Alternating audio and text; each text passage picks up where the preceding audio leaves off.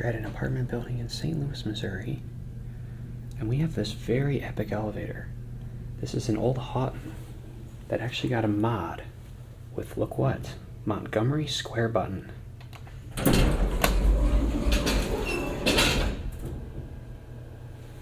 It's actually a really small elevator. But check this out. Modernized by Reliance Elevator Company with Montgomery Square button. I've never seen anything like this before. So before we ride it, let's take a good look at it. It actually almost looks like there used to be a lantern here. Alright, so there is, I guess down is the basement, which is locked, so we'll go down to 1.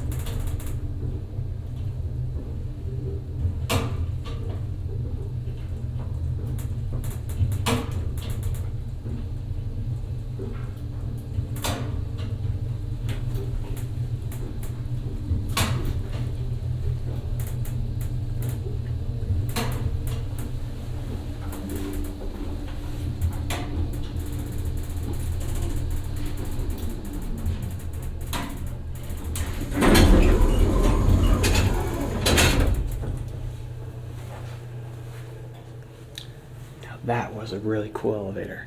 Probably one of the coolest square buttons I've ever seen.